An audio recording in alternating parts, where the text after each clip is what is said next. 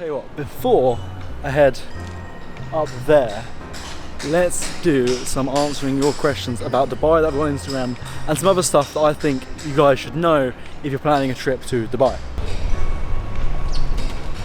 What do you think of the outfit as well? Alright, so I've got a few questions from you guys on Instagram, and I've also got some extra stuff that I think you should know if you're going to travel to Dubai, so let's go through them. Okay, so the first thing to know about Dubai, which you probably already know, it's fucking expensive. Like, I am a budget backpacker, and I've just spent the last 4 months of my life budget backpacking around Southeast Asia. Then coming here was a shock to the system. Like, I was expecting, when everyone said it's expensive, I was expecting like London prices. This is London prices on steroids. For example, a hostel for the night, the cheapest I could find it is about £20 a night. Breakfast has been costing me anywhere between £10 and £20 every morning. You have to get cabs everywhere because there's no public transport. We'll talk about that in a second. They're like £8 a journey. It's just expensive. Good things to know about Dubai though is they give you a SIM card in the airport when you arrive with 1 GB free, but that expires after 24 hours. Bad news is the provider is DU, which is apparently one of the more expensive ones in Dubai. I only found that out yesterday.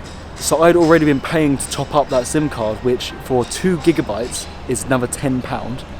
Ridiculous. I used that in 1 day as well, which was just painful. The city is absolutely massive.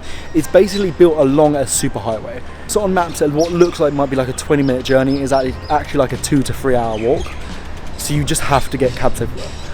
There is public transport along the superhighway, which will get you from like airport to like the Burj Khalifa and then to like the Mall of Emirates and stuff like that.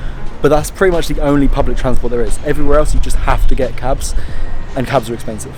Pretty much every building is a tower. So if you're staying in a tower like I am, my hostel is on the 11th floor of a tower block, you're going to be waiting for lifts a lot to get up and down the towers.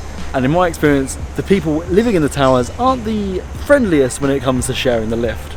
Use Get Your Guide or tickets.com, TIQETS, to book any attractions. You'll get it much cheaper on there than you will actually turning up. So for example, I've got it for almost half the price than if I'd gone into the Burj Khalifa and booked my ticket at the gate.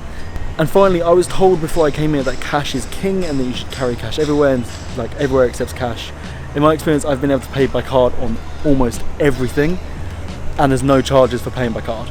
That being said, it is always a good idea to carry some cash. I did get some cash out, but now I'm just spending cash just for the sake of getting rid of it, because I leave tomorrow and I've still got like 100 quid worth of cash. That being said, it's not particularly hard to spend 100 quid in Dubai. So they are my things I think you should know about Dubai before you come. If you have any more questions or anything like that, just drop a comment down below. I'll answer them in the comments. Or if you don't want to drop a comment, just message me on Instagram. I reply to everyone. I'm always happy to give travel advice. So without further ado, let's go up that big boy.